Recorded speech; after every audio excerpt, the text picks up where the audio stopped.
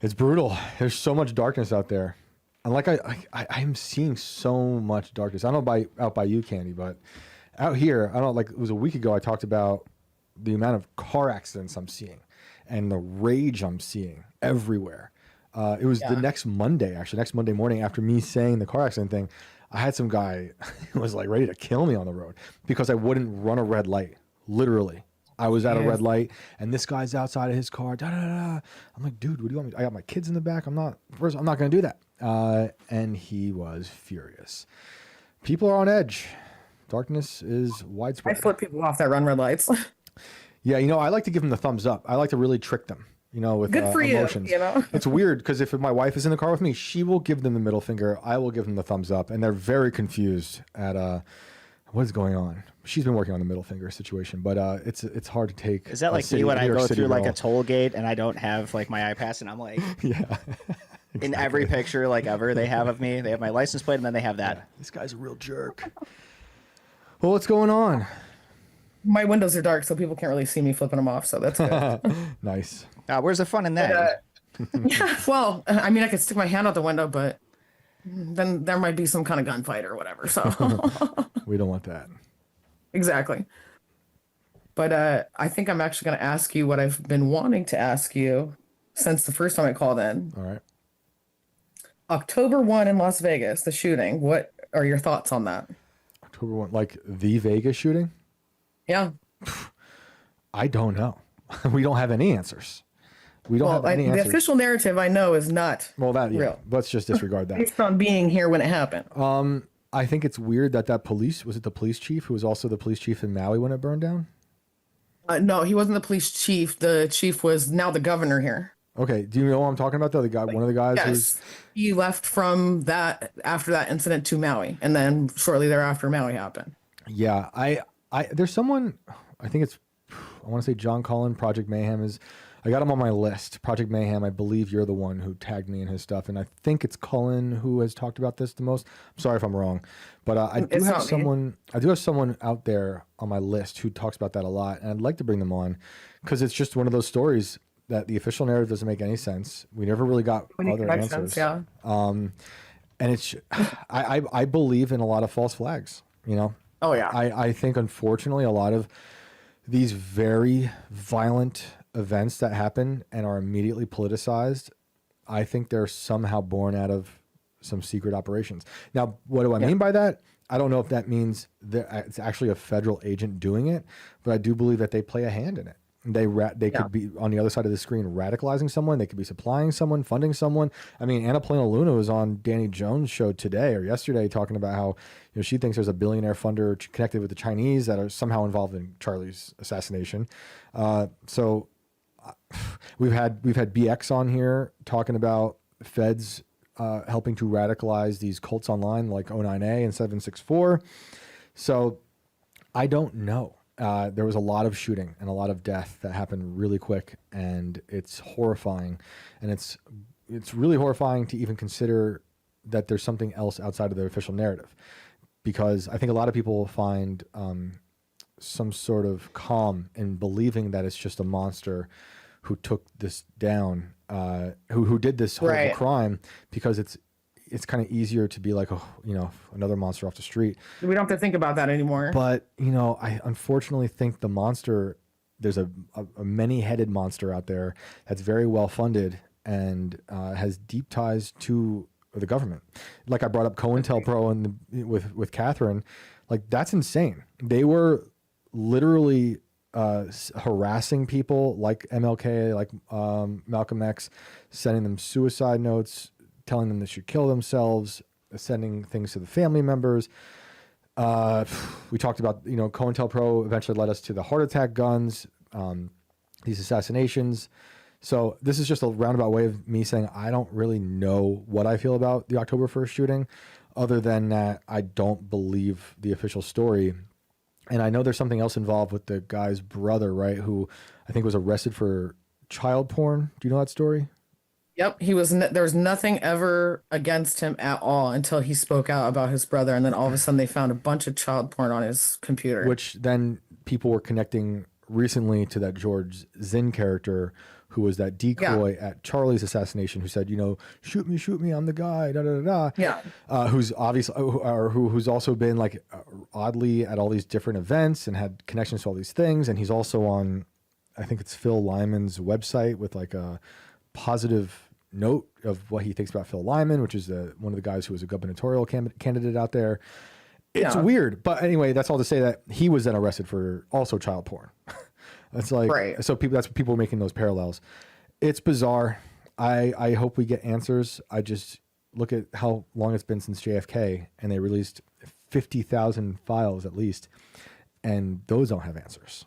I don't think they record answers. We can kind of compilate what we think, but right. I don't think we'll have answers. That's the problem. I hope we don't have to wait decades to find out about Charlie, but certainly the official narrative stinks. Doesn't make any sense to me. Absolutely. And so I would like to try to find this guy, if I'm thinking of the right person, and get him on to walk us through that, because there are, through that story, from what I know, you can connect it to so many other false flags that we believe may or may not have been false flags. And I always talk about Italy, 30 years of lead, NATO possibly being involved, political false flags from the far left and the far right, not necessarily being done by the actual people, but carried out by bad actors who wanted to keep the violence going. And that included kidnappings, assassinations, bombings, and it went on for a really long time. It's wild. So it's like, when I say false flags, I'm not just pulling this out of thin air. It's not just crazy talk. It's not conspiracy theory. There's legit long history of this stuff happening. And I guess that's where my heart is when it comes to the Vegas thing. And it's only because the lack of transparency and the official story making no sense. Like so many of these other chaotic events. It's like, why did they have to go after Alex Jones so hard for questioning Sandy Hook, which he hardly really did. He was getting people calling in, they had questions. He entertained those questions. He should never have apologized, in my opinion, but I've never been under that pressure. I mean, they sued him for $1 billion and he lost. And now he might have to give up his whole company, which is insane. But there's a reason they don't want you to ask those questions. And now they're going to do it to Candace. It's only a matter of time before people are starting to say, we got to censor her, which is insane. She has every right to say anything she wants, whether you like it or not. It might seem ghoulish to some, like it seemed ghoulish for Alex to say what he said to some. And it's unfortunate to have to think those things. But like I said, there's a long history of this stuff, and we kind of have to think about it, especially when the official story doesn't make any sense. I'm sorry I don't have a better answer for you. That's okay. I was curious what your thoughts were. What do you think? Obviously I don't believe the official narrative. There's too many strange coincidences. I know you love that word. Mm-hmm. Obviously I don't think that they're coincidences. Right, of course. The worst thing that I saw when that was like during that year was that the police chief was like, yeah, I don't want to talk about that. And I was like, what? What do you mean you don't want to? Like you said that on live news. Like, okay. Yes. So now we know that whatever you're saying is bullshit.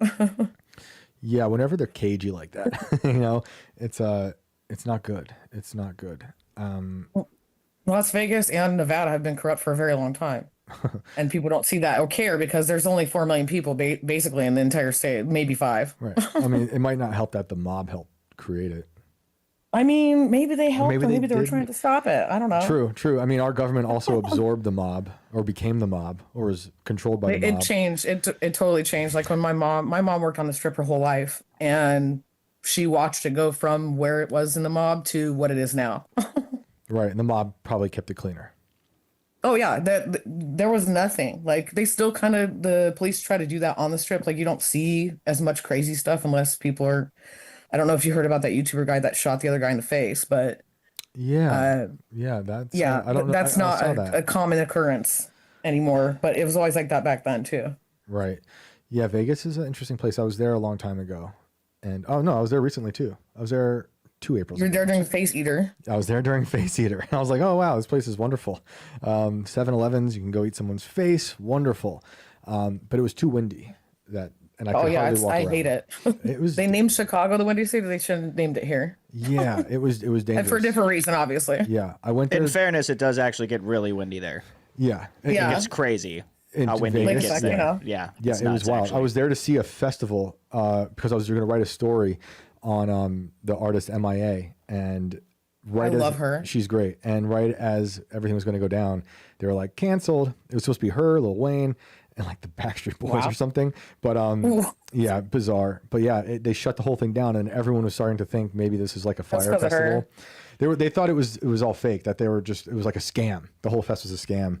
And I thought there was going to be like a mutiny in the hotels, but yeah, Wow. yeah, it was wild out there. It's always interesting.